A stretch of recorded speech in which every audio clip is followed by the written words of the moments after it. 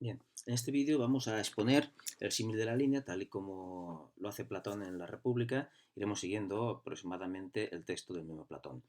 El símil de la línea es importante porque nos va a permitir distinguir, en primer lugar, entre epistemología y ontología, Platón, que es una distinción importante. Nos permitirá distinguir entre lo visible y lo inteligible, y a su vez también entre la opinión y la ciencia o el conocimiento. Y además también a través del símil de la línea podremos exponer una distinción importante también entre lo que es la matemática y la dialéctica, que tiene importantes consecuencias para la educación del gobernante y también políticas y éticas. Dice Platón, o mejor dicho, dice Sócrates, Platón a través del personaje Sócrates, ¿no?, de la República. Dice, toma una línea que esté cortada en dos segmentos desiguales. Como esta, cogemos una línea, cortamos en dos segmentos desiguales.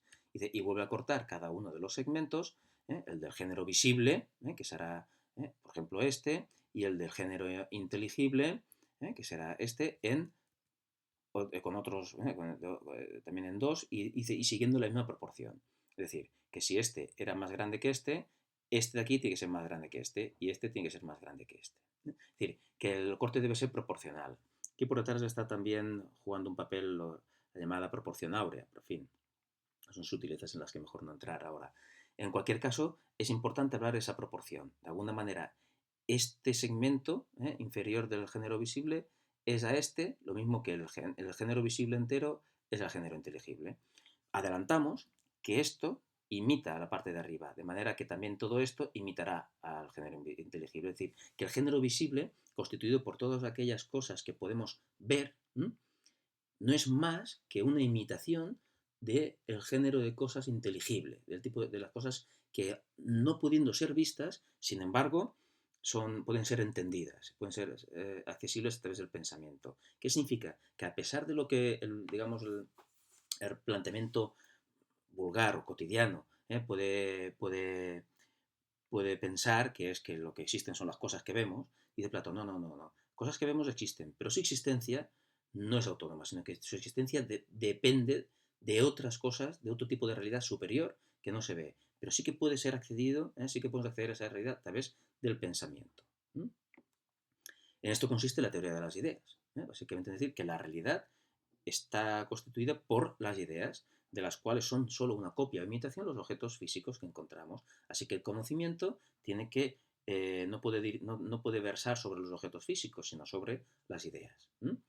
Esto sería un ejemplo sencillo de esto, podría ser el ejemplo, por ejemplo, lo que diría Platón es que la idea de árbol es más auténtica que un árbol. ¿Vale? ¿Por qué? En la medida que los árboles, la pluralidad de árboles imitan al árbol perfecto, a la idea de árbol, pues sin esa idea no existirían los árboles. ¿Vale? Lo auténticamente real es la idea de árbol. Es decir, la relación entre el árbol es a la idea de árbol, lo mismo que la sombra de un árbol es al propio árbol. Esto todo se irá aclarando. Dice, tenemos entonces una clasificación de la realidad, estamos clasificando ahora la realidad desde lo más oscuro a lo más claro. Aquí oscuro claro, ¿qué quiere decir? Bueno, oscuro claro tiene que ver con la relación con la verdad, con la autenticidad. Digamos que lo visible es menos auténtico que lo inteligible. Una mesa visible es menos auténtica, menos verdadera que una mesa inteligible, que la idea de mesa. Esta oscuridad y claridad tiene que ver también con la metáfora que siempre se utiliza de la luz relacionada con el conocimiento. Lo visible será confuso, será contradictorio, estará en constante movimiento, es decir, la razón no se lleva bien con la confusión, con la oscuridad, con la multiplicidad, con el movimiento, con la corrupción, con lo que nace y lo que muere. La razón se ocupa de lo que siempre es, de lo que es el eterno, lo que es inmutable, de lo que no se mueve, de lo que no cambia, de lo que es claro, de lo que no es contradictorio, que en este caso pues serían pues, las ideas. Dicho sin entrar en demasiado detalle, como sí que haremos posteriormente. Dice Platón, en este género, en la parte inferior del género visible, hay que colocar lo que llamaremos imágenes. Y dice Platón que las imágenes son, ante todo, las sombras. Es decir, un tipo de realidad, la sombra, que menesterosa, precaria, porque depende de otra cosa, la cual tiene que ser sombra, a la cual imita. Y en segundo lugar, dice las figuras que se forman en el agua y en todo lo que es compacto y pulido y brillante, y a otras cosas semejantes, si es que me entiendes. Es decir, a los reflejos, a las representaciones de otra cosa, al tipo de cosas cuya única razón de ser es ser imitación de otra. Entre las cosas semejantes, Platón todavía no podía imaginarse las fotografías, pero nosotros podemos meter ahí, pues las fotografías serían esto, imágenes de otra cosa, que no tienen una realidad por sí, sino que su realidad depende de aquello de lo cual son imagen. Por ejemplo, pues una fotografía, una representación de, en este caso, pues de Patricia Conde. En segundo lugar, ya por encima de las imágenes, dentro del género de las cosas que podemos ver, hay que colocar aquello de lo cual estas cosas son imágenes. Es decir, si aquí tenemos la imagen de Patricia Conde, aquí ¿qué tendremos? Efectivamente, a Patricia Conde, que colocamos los animales que nos rodean, las plantas y el género entero de las cosas fabricadas, de las cosas que hacemos las personas.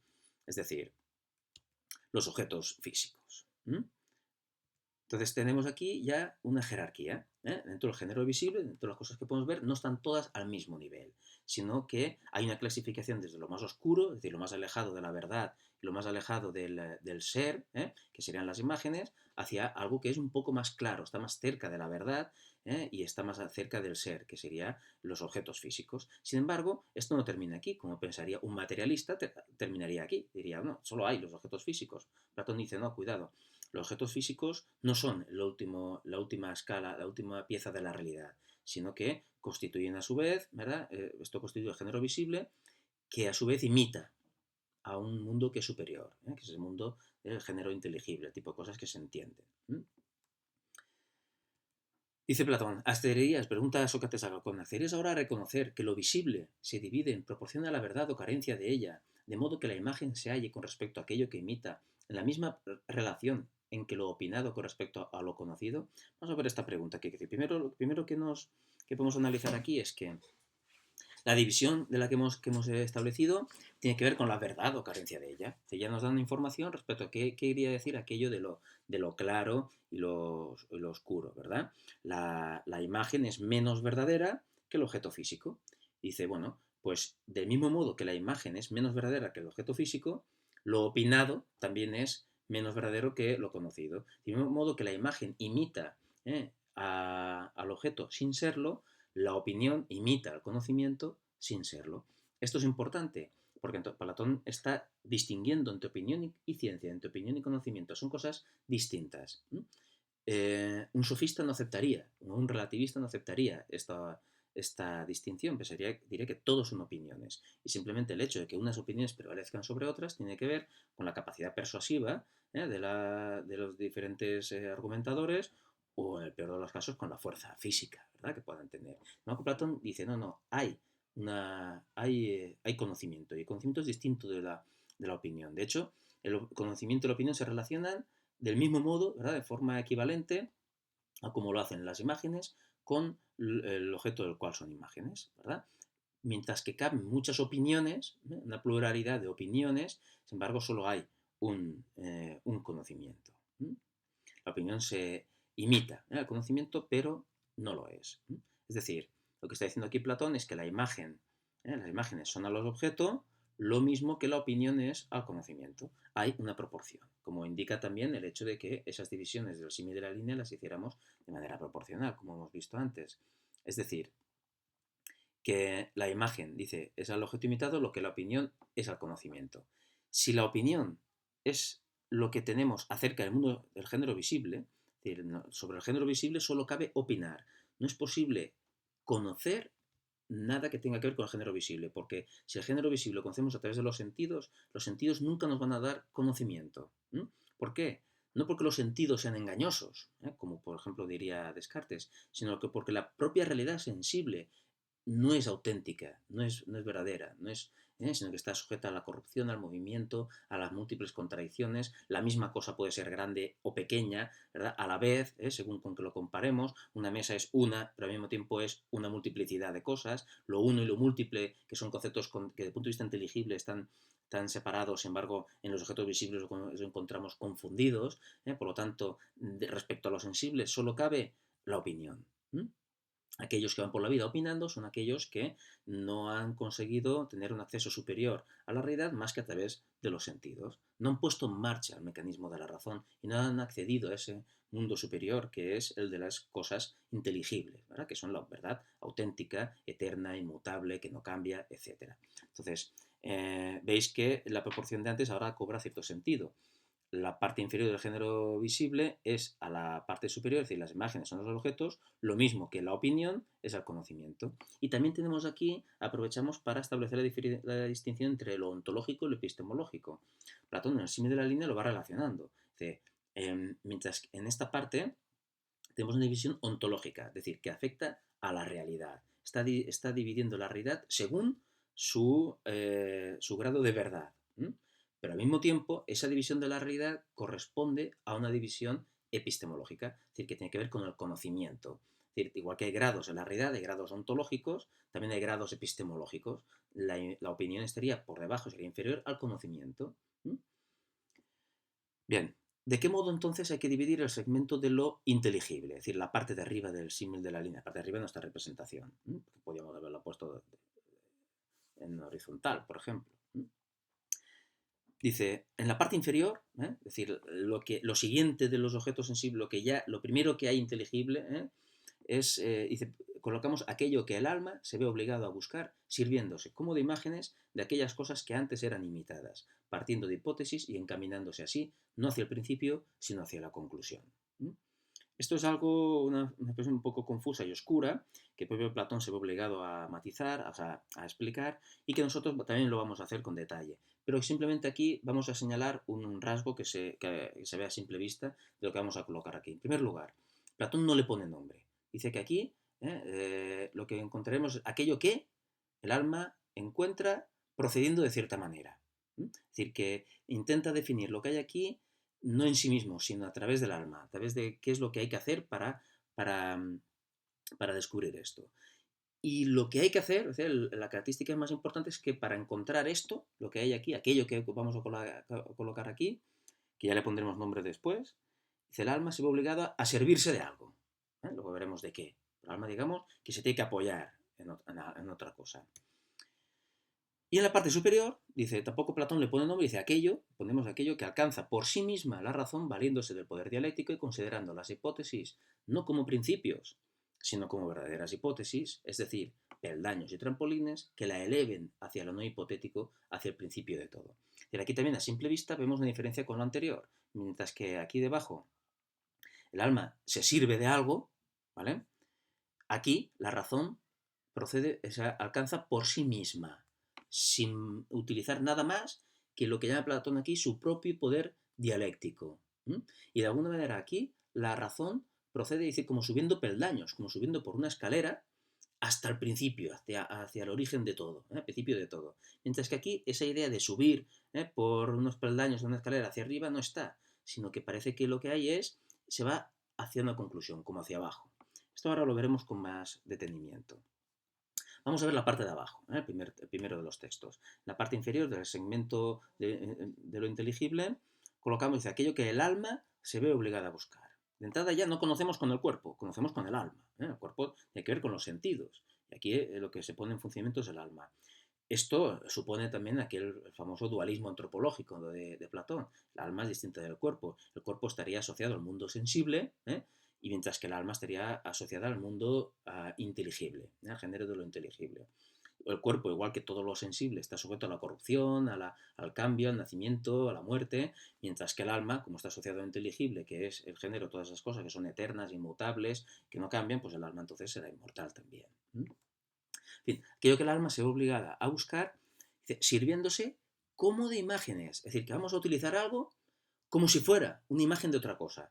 El alma aquí lo que hace es utilizar imágenes para algo.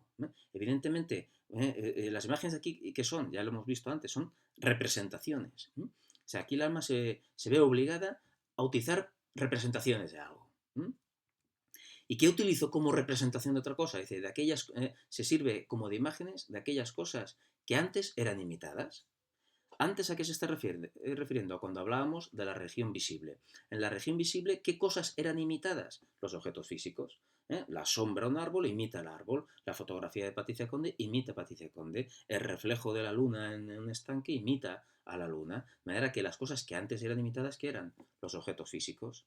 ¿Qué significa? Que ahora el alma, para encontrar esto de lo que estamos hablando, que vamos a colocar en este segmento inferior de lo inteligible, el alma utiliza los objetos físicos como si fueran imágenes o representaciones de otra cosa superior a los objetos físicos. Del mismo modo que las sombras son representaciones de otra cosa superior a las sombras, que son los objetos físicos. Del mismo modo que las imágenes representaban a los objetos en la región sensible y estos eran imitados, ahora los objetos se toman como imagen o representación de otra cosa superior y de la cual son imitaciones. Es decir, lo que parecía el objeto físico que era el original, resulta que ahora, cuando accedemos a un mundo inteligible, se revela como una copia, ¿verdad? Una falsificación de otra cosa que es superior.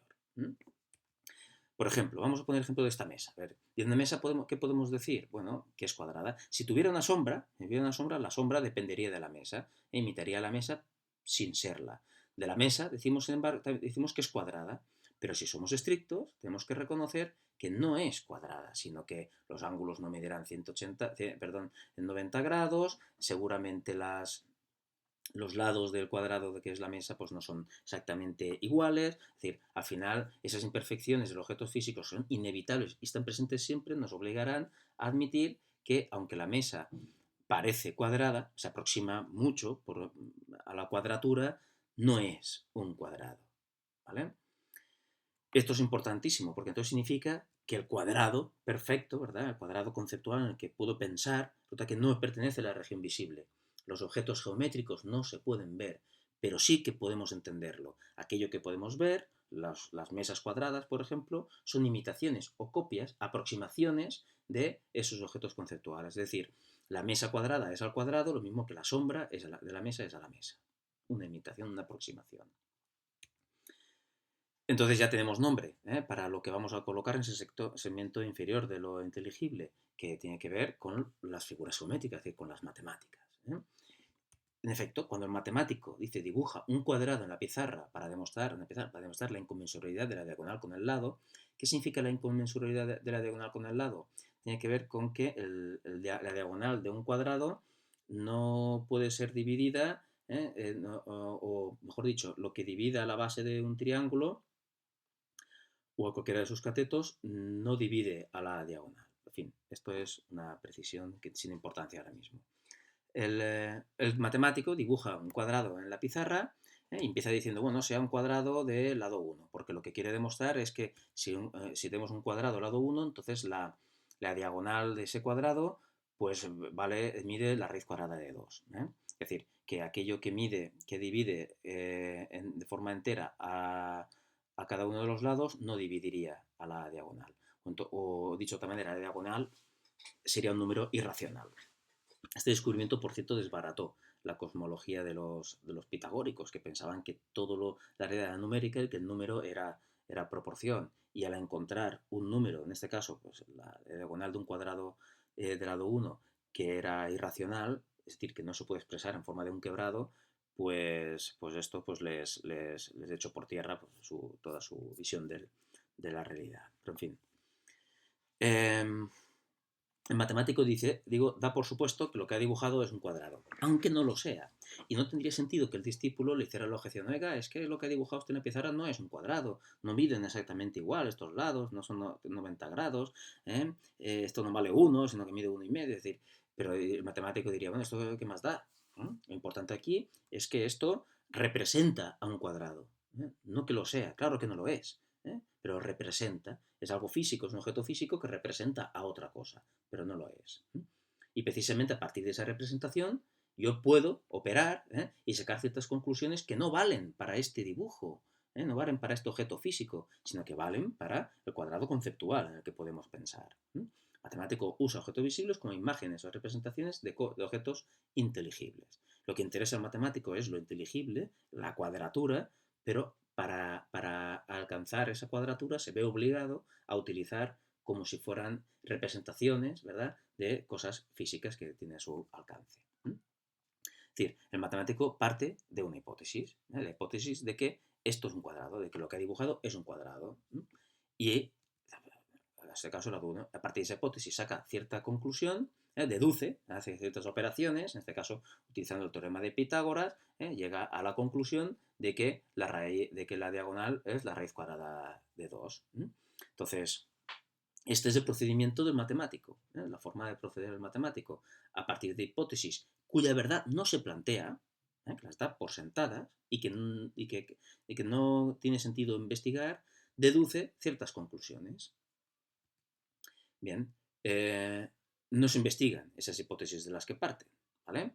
Dice Platón, dice, los matemáticos actúan igual que si las conocieran y no se creen ya en el deber de dar ninguna explicación ni a sí mismos ni a los demás con respecto a lo que consideran como evidente para todos. Las hipótesis funcionarían como axiomas que se consideran evidentes, que su verdad no se investiga ni se cuestiona y simplemente la tarea del matemático no tiene que ver con cuestionarse nada acerca de esas hipótesis, sino tiene que ver con este proceso, con la deducción de conclusiones a partir de ahí, con demostrar cosas. Es decir, ¿qué cosas son verdaderas? Si las hipótesis es verdad, ¿qué conclusiones podremos sacar? Eso es lo que interesa al matemático. Y si lo obligáramos a plantearse sobre esas hipótesis, pues en fin, nos diría que eso no es asunto suyo y que no le interesa y en todo caso pues que es verdad y que es evidente. Es decir, ya tenemos más claro lo que tenemos que colocar aquí debajo. Dice, aquello que el alma se ve obligada a buscar sirviéndose como de imágenes de aquellas cosas que antes eran imitadas, partiendo de hipótesis, encaminándose así, no hacia el principio, sino hacia la conclusión. Sabemos que ese tipo de cosas, aunque Platón no les da nombre, nosotros ya podemos deducir que son los objetos de los que se ocupa el matemático. Es importante notar aquí que matemática no es solo la geometría y la aritmética, sino que para Platón la matemática es cualquier tipo de pensamiento que no siendo opinión, ¿verdad? Que separándose de la opinión basada en los sentidos, proceda de este modo, es decir, proceda partiendo de hipótesis que no se cuestionen y deduciendo conclusiones.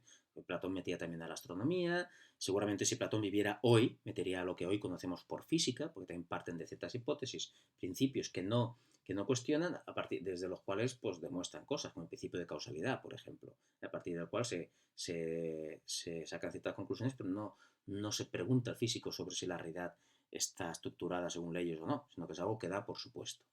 Platón metería, si viviera hoy, Platón metería la física también ahí, metía la astronomía, dentro de la matemática, incluso la música, la armonía. Es decir, cualquier tipo, forma de pensamiento deductivo, que no se cuestione acerca de las premisas de las que parte, sino que simplemente se limite a aceptarlas como evidentes y sacar conclusiones. Sin embargo, en la parte superior, la razón no utiliza ninguna representación sensible de aquello de lo que trata, sino que la razón procede por sí misma, como vamos a ver. Que la razón no se apoya en los sentidos, no se apoya en nada, no utiliza representaciones, sino que avanza por sus propias fuerzas. ¿Y en qué consisten esas fuerzas propias de la razón? Dice, en el poder dialéctico. ¿Y el poder dialéctico qué es? Dice Platón, es el arte de preguntar y responder, reducir al absurdo, destruir hipótesis. Serían diferentes definiciones más o menos equivalentes de la dialéctica. La palabra dialéctica viene de día, que indica cierto movimiento, y lectos, ahora que logos, léctico viene del logos, es la razón, la palabra, tiene un significado muy amplio. Entonces sería como atravesar la razón, un movimiento racional. De ahí viene diálogo. ¿Qué es un diálogo? Un diálogo auténtico. Un diálogo es un proceso por el cual dos personas se preguntan y se responden con vistas a la verdad. Dialogar, en ese sentido, no es lo que hacen los políticos en un debate, que lo que quieren hacer es ni siquiera convencerse el uno al otro de nada, porque ya dan por sentadas sus doctrinas, sino mostrar ante la audiencia que son la opción más votable o persuadir, en todo caso, a la audiencia. Y no sería un verdadero diálogo. Un diálogo lo que hacemos es preguntar y responder. ¿Para qué? Para mostrar que el conocimiento, o sea, partiendo de qué? Partiendo de la conciencia de nuestra ignorancia y de la voluntad de querer conseguir la verdad. Los que dialogan saben que no saben y quieren saber a través del diálogo, preguntándose y respondiéndose. ¿Por qué? ¿Cómo consiguen esto? Esto es lo que la famosa mayéutica de Sócrates. Sócrates preguntando y obligando a responder a su interlocutor, le forzaba a reconocer que lo que creía saber no lo sabía. ¿Mm? Es decir, mostraba que en esas respuestas, pues al final el interlocutor se contradecía. Por eso la dialéctica también es el arte de reducir al absurdo. Es el arte de, a través de esas preguntas y respuestas, mostrar que lo que creemos saber, que las hipótesis, las que partíamos, ¿verdad? Y que no dábamos y que no cuestionábamos, en realidad son inconsistentes. Y nos obliga entonces a pensar en nuevas hipótesis, que a su vez son destruidas también por este proceso dialéctico, ¿con vistas a qué? Con vistas a mejorar, a alcanzar algo que ya no sean hipótesis, alcanzar un conocimiento auténtico. Es decir, las hipótesis en las que partimos ahora ya no las tomamos como principios, sino que tomamos conciencia de que son meras hipótesis. Ya no fingimos que son principios, que no dependan de nada.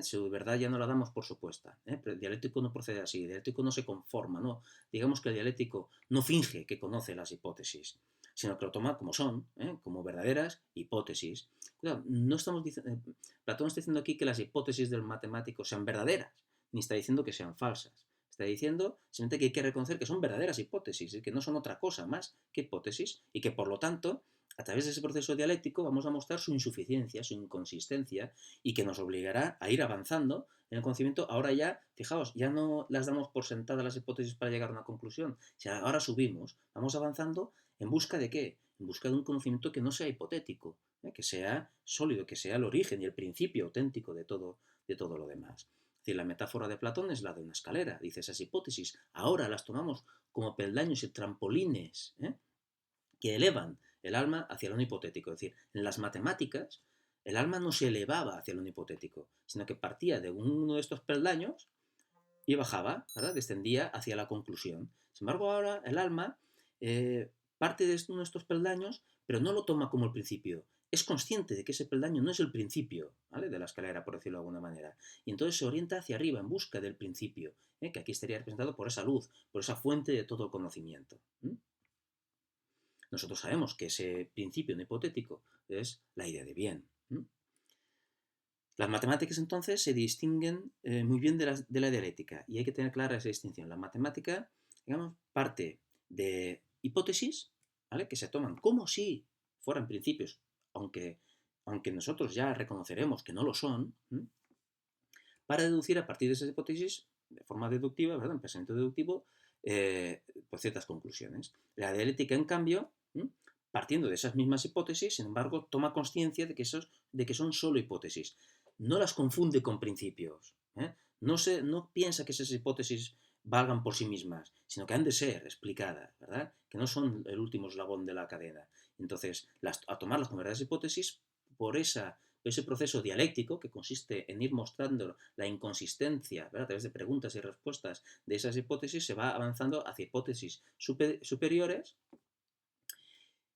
que van destruyendo. En ese sentido, la dialéctica no es un concepto acumulativo, sino que es destructivo. Se trata de ir deshaciéndose de todo aquello que no sea el principio, ¿verdad? No hipotético, hasta llegar efectivamente al principio no hipotético, hacia aquella verdad que no dependa de ninguna otra.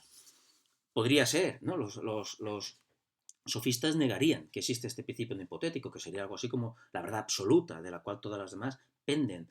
Sería la verdad a la luz de la cual se entiende todo lo demás. Los sofistas o un relativista pensaría que no existe esto, o que incluso de existir no puede ser alcanzado. Entonces, si eso fuera así, entonces todo serían hipótesis y por lo tanto no podríamos hablar de un verdadero conocimiento, de un conocimiento auténtico. Todo sería opinión. Platón piensa, no, el hecho de que haya conocimiento, solo puede haber conocimiento si hay un principio no hipotético de todo. Pues si este principio no hipotético no existe, es todo opinión, es todo hipótesis. Por decirlo de alguna manera, Platón dice, si en el mundo visible soy capaz de ver una mesa, me doy cuenta al mismo tiempo que la mesa la veo porque hay luz y que la luz no procede de la mesa. Es decir, lo que hace ver a la mesa es algo distinto de la mesa. Lo que me permite ver a la mesa es algo distinto de la mesa. Tiene que haber una fuente, un origen de esa luz que hace posible ver todo lo demás. En el caso del conocimiento ocurre lo mismo. Si yo puedo entender ciertas cosas, entiendo ciertas hipótesis, tengo que darme cuenta de que lo que las hace inteligibles, la luz que las hace, que permite que yo pueda entenderlas, la verdad, no procede de ellas mismas, sino que tengo que buscarla en otra cosa distinta, que sería el equivalente al sol, ¿verdad? En el mundo inteligible sería, como sabemos, la idea de bien. Por lo tanto, tiene que existir ese principio hipotético. Y Platón dice, y se puede lograr. De hecho, la condición para llevar una vida feliz y buena, o para gobernar de forma justa el Estado, es conocer el bien, conocer la justicia, tener un conocimiento objetivo, no hipotético, ¿vale? Sino absoluto, verdadero, auténtico, de ese principio hipotético que es el bien. Bien, tenemos entonces que las matemáticas tratan sobre ese tipo de objetos matemáticos, y la dialéctica tratará, Platón no le pone nombre en el texto que estamos leyendo, pero trata sobre lo que vamos a llamar nosotros las ideas. Es decir, que en el propio mundo inteligible hay también una jerarquía. Los objetos matemáticos estarían por debajo de las ideas. Esto es una explicación, digamos, pedagógica, escolar, que el propio Platón, pues seguramente a lo largo de su evolución intelectual, pues puso en cuestión alguna vez y que no está tan claro. Pero para nosotros no sirve. Lo importante aquí es que Platón también, igual que los objetos matemáticos son inferiores a las ideas, las matemáticas son inferiores a la dialéctica. La dialéctica constituiría la filosofía en sentido auténtico. Es decir, es más clara, dice Platón, la visión del ser y de lo inteligible que proporciona la ciencia dialéctica que la que proporcionan las llamadas artes, a las cuales sirven de principios las hipótesis. Las llamadas artes son las matemáticas. Es decir, las matemáticas no son solo la geometría, sino que en matemáticas metemos cualquier tipo de pensamiento que, partiendo de hipótesis que no se cuestiona, saca ciertas conclusiones. Entonces, ahí pues está, de hecho, Platón introducía también no solo la geometría, sino la, la astronomía o la música. Y si Platón viviera hoy en día, pues metería también la física, por ejemplo, en la medida en que parte de ciertos principios que no se cuestiona. Por ejemplo, el principio de causalidad, la idea de que la realidad se comporta de una forma regular, y por lo tanto se pueden descubrir leyes. Eso es algo que el físico da por sentado, y que está presupuesto en toda su actividad científica. La da por sentado, pero no lo investiga. Si el físico se pusiera a investigar esas premisas, esos principios, dejaría de ser físico. ¿Y en qué se convertiría? En un filósofo, ¿vale? Dialéctico. Entonces, las matemáticas, el pensamiento matemático, el pensamiento deductivo, es inferior a la dialéctica. La visión del ser, es decir, la visión de la realidad que nos ofrece es menos clara. ¿Por qué? Porque se apoya en hipótesis o se apoya en representaciones sensibles de los objetos de los que trata. Y por lo tanto, es decir, en la medida que tiene un pie, por decirlo de alguna manera, puesto en lo sensible, está contaminado también, entre comillas, de esa confusión, ¿verdad? De esa falta de verdad que tiene lo sensible también. Entonces la dialéctica sería un nivel superior de conocimiento. Tenemos entonces que la parte superior del símil de la línea estaría constituido por objetos matemáticos y las ideas. También, insisto, es una estructura jerárquica que tiene que ver con la proximidad a la verdad. Tenemos entonces completo el símil de la línea. En la parte inferior, el género visible, tenemos los objetos físicos, las imágenes. Las imágenes dependen de los objetos físicos. A su vez, los objetos físicos funcionan como representaciones de objetos matemáticos, y a su vez los objetos matemáticos pues dependen, no son la realidad última, sino que tienen por encima a las ideas, que a su vez estarán estructuradas jerárquicamente porque todas ellas conducen a un principio hipotético, a una idea que será la idea de bien. En el género, en fin, tenemos ya separados estos dos géneros, el inteligible, el visible, y a su vez las divisiones. Y hay que notar que en este esquema tenemos la parte ontológica, que haría referencia a todos estos objetos, y tenemos la parte epistemológica también. Es decir, igual que la realidad tiene grados, desde más bajo hasta más alto, más próximo a la verdad, el conocimiento, es decir, la epistemología, ¿verdad?, también tiene grados. Es decir, desde la opinión, que tiene que ver con lo visible, es inferior a la ciencia, que tiene que ver con lo inteligible. De hecho, igual que Platón hace una, digamos, distinción dentro del género sensible entre imágenes y objetos, y inteligible entre objetos matemáticos e ideas, también desde el punto de vista epistemológico, a cada una de las partes de la realidad, ¿verdad? De los grados de la realidad, le corresponde un grado de conocimiento, una operación del alma. Las operaciones del alma también pueden aproximarse más a la verdad, al auténtico o no. Entonces, en el grado inferior tenemos la imaginación. Cuando nuestro conocimiento lo hacemos depender de las imágenes, pues lo que hacemos es imaginar. Y evidentemente, pues las imágenes no nos aproximan en absoluto a la verdad y al ser. Así que aquel que se mueva por la vida según lo que imagina, pues acabará seguramente fracasando, o haciéndose, pues, daño. En ese sentido, Platón está de acuerdo con todo el énfasis que se pone hoy en día, por ejemplo, en fomentar la imaginación en los niños y todas estas cosas. ¿Por qué? Porque la imaginación nos aparta de la verdad, y en la medida que nos aparta de la verdad, nos aparta de la felicidad. La educación en Platón precisamente consiste en un ascenso, en obligar al alma a superar la imaginación y a ir dirigiéndose hacia objetos cada vez superiores, y por lo tanto a ir utilizando capacidades cada vez superiores, ir abandonando la imaginación. Iría en sentido contrario a lo que hoy en día a veces planteamos. En un sentido superior a la imaginación tenemos la creencia. Cuando el alma trata con los objetos físicos, se forman creencias. La creencia es superior a la imaginación, porque tiene ya que ver con el objeto. Pero en la medida que el objeto es inconsistente, es móvil, es oscuro, las creencias también lo son. Son múltiples, las creencias también cambian, son inconsistentes, son subjetivas, son arbitrarias, no constituyen verdadero conocimiento. Tanto imaginación como creencia pertenecen al género de la opinión, en la medida en que tratan sobre lo sensible. En este sentido, vemos que la ontología y la epistemología están conectadas. Las creencias no son un conocimiento no por nada, sino porque tratan sobre el mundo sensible. Sobre el mundo sensible no se puede saber nada. ¿Por qué? Porque el propio mundo sensible es falso, o no es la verdad auténtica.